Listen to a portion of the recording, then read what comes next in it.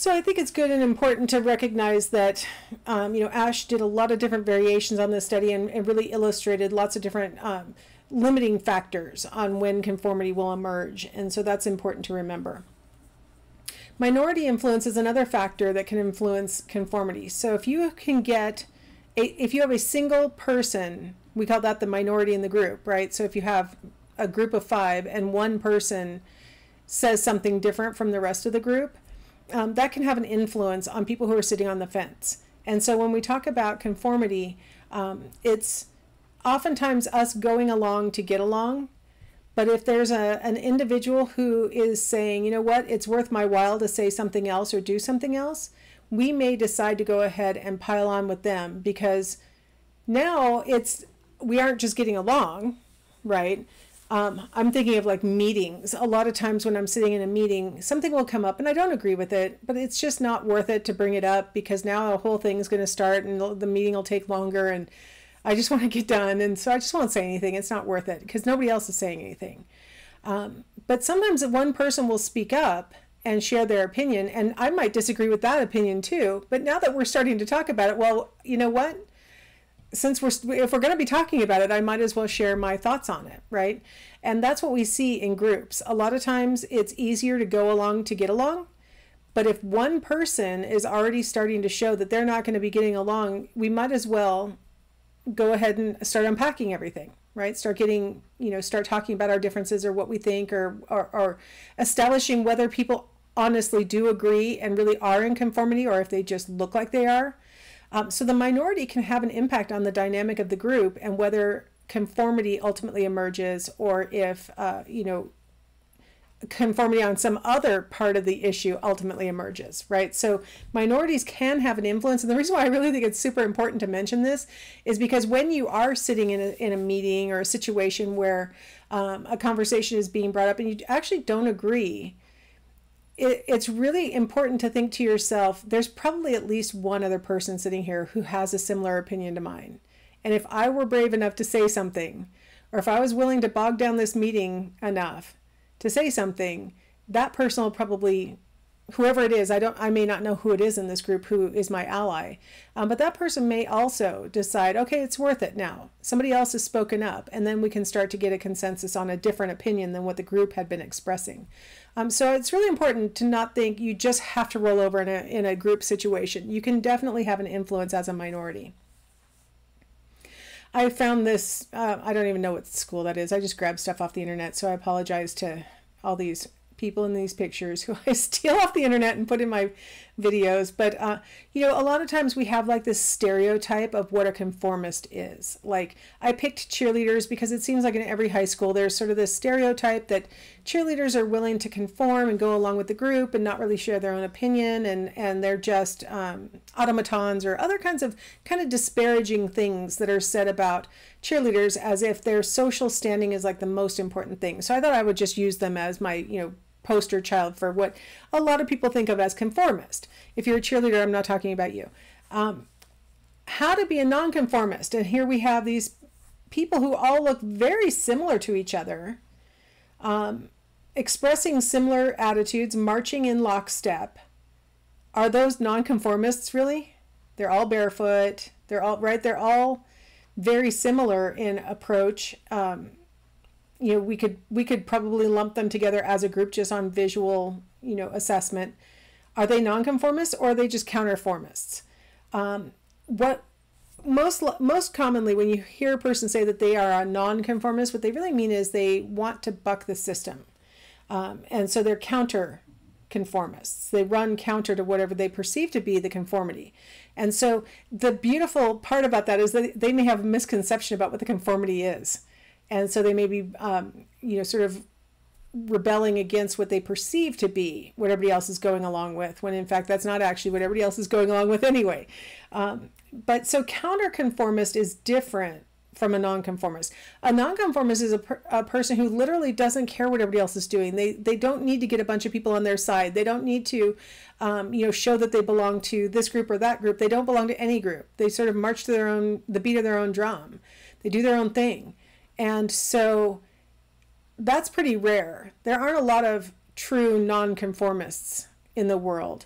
Most people who proclaim themselves to be nonconformists are counter-conformists, people who are just sort of trying to do the opposite of what they think is expected of them, and they feel like that's nonconformist. But that's just sort of counter. All right, so our next major topic in this chapter on, how do we get people to do what we want? So conformity, it's the individual choosing to do what the group is doing. And, the group gives a little bit of feedback through maybe looking at them or shunning them or something like that if they don't conform, but there's no real power in the group to demand conformity. Compliance is where you have an explicit request from someone else. Again, this is not necessarily a power differential request. This is where one equal person asks another equal person to do something for them or do something at their request. So I thought I'd use the most outlandish example of compliance that you can possibly imagine, and that's the Jonestown Tragedy that you guys may not be familiar with, but it's the origin of the phrase drink the Kool-Aid. If you've ever heard people using that phrase to imply that a person has really just completely embraced an ideology, the phrase drinking the Kool-Aid comes from the Jonestown Tragedy because everybody committed suicide by drinking. It wasn't Kool-Aid. They were in a compound in Guyana, which is in South America, and it was a Kool-Aid type drink that you can get in Guyana. It's not Kool-Aid. Kool-Aid would like you to know that wasn't Kool-Aid, but they had laced it with either cyanide or something like that. They had laced it with poison. And previously, Jim Jones, the leader of this cult, had asked people to drink I'll just call it Kool-Aid because I don't remember what it's really called, had asked them to drink the Kool-Aid and told them it was poison, but it wasn't. So he had kind of softened them to this idea of drinking the Kool-Aid at his command, even though it might be poisoned. And then eventually it was poisoned, and 900 followers all committed suicide. So how in the world did that happen? So we're going to interpret what happened through the model that is called Ravens. That's the founder of the model. 6 bases of social power. So how did Jim Jones assert his power in such a way that he was able to get people to drink poison Kool-Aid? Well, first of all, he had control of all the rewards in this cult. First off, the cult started in the United States, and he got his followers to ultimately move down to Guyana to live in his, what he said was going to be Eden, and leave their families, do all the stuff that cult leaders, try and get their followers to do all the time. One of the things he was able to do was control the reward system. So if you were faithful to him, did what he wanted, those kinds of things, you got benefits, you got status, you got things that you wanted. And of course, status makes other people jealous. They want whatever you got now. And so he was able to really control people they had no access to those rewards unless he gave them to them. So that's very powerful, right? So you want to sort of comply, do what he wants in an effort to get the things that you want or need. Now, if you weren't motivated enough by potentially getting rewarded for the desirable behaviors, then he also used coercion. He would outright punish anybody who was not conforming with the group or his standards or whatever he demanded. And so he had, rooms that he could lock people in. He had physical abuse as part of his, punishment. He would deprive people of food, things like that, so that they would ultimately get back in line because, self-preservation. Expertise.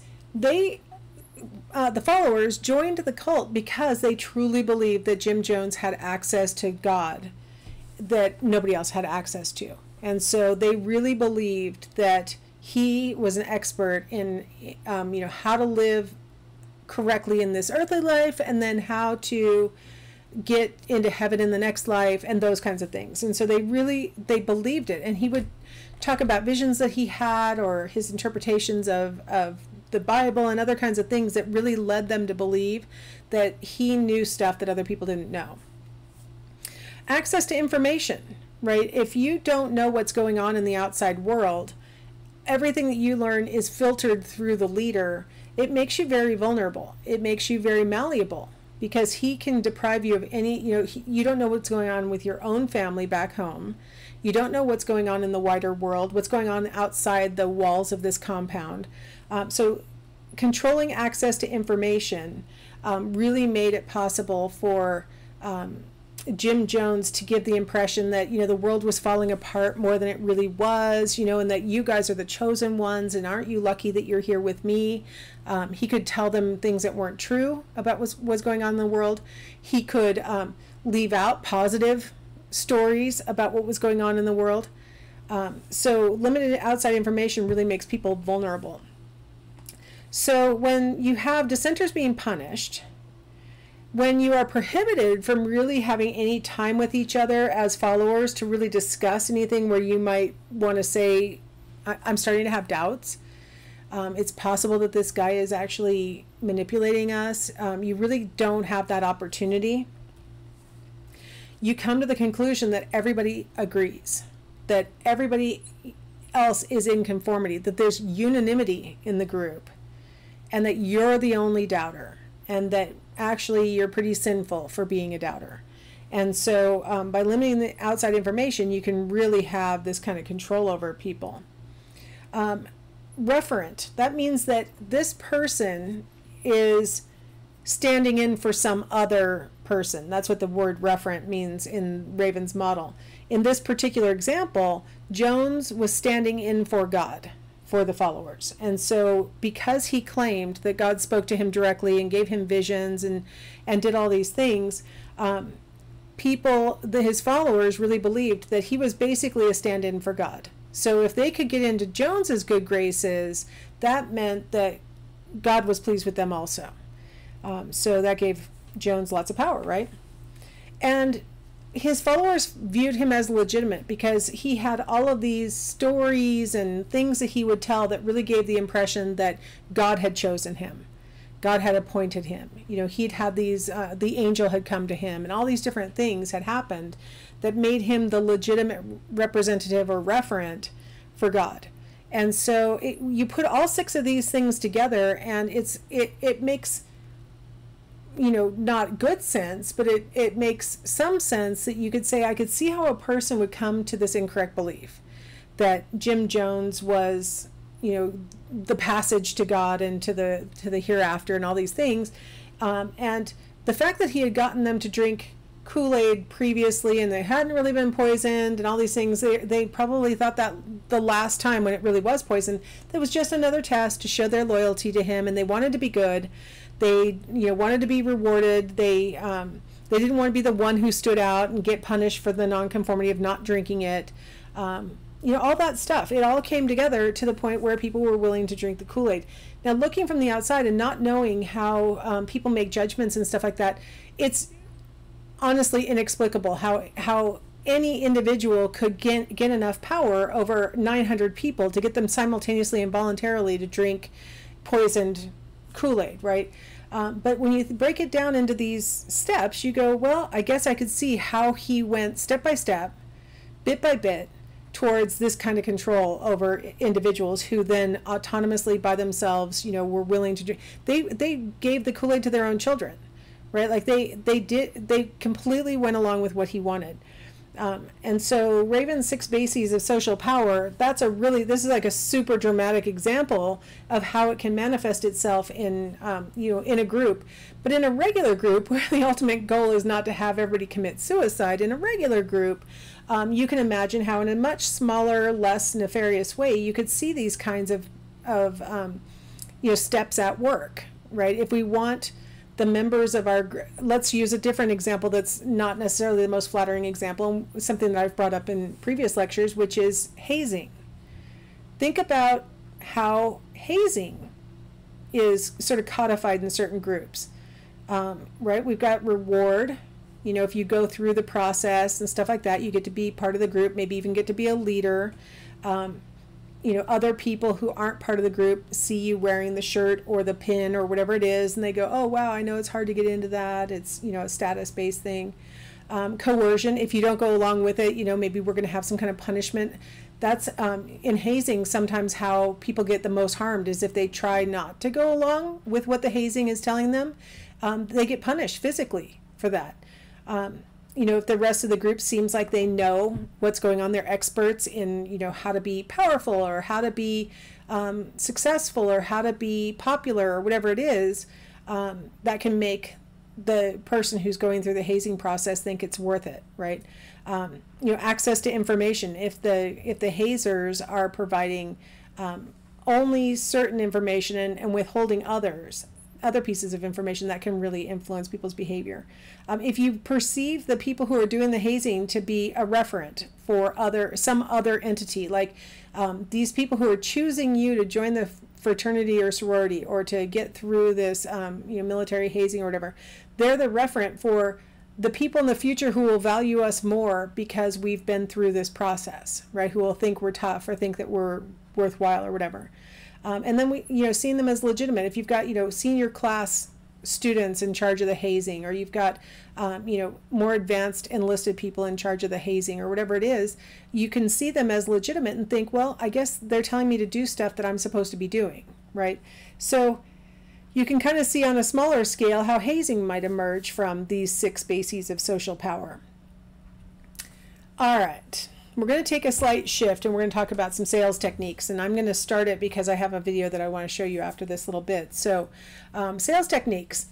So first off, in sales techniques, there's what's called the foot in the door technique, and we talked about the foot in the door phenomenon in a previous chapter where we talked about how if you ask for a small concession, that means that the person is more likely to agree to a larger concession in the future. And salespeople know this. It's called the foot in the door technique because salespeople who used to sell door to door, my great-grandfather was a Fuller Brush salesman back in the 30s and 40s, and he would go door to door. And one of the things Fuller Brush salespeople would do is they would, if the lady of the house opened the door, they would stick their foot into the open door so that she couldn't slam it shut.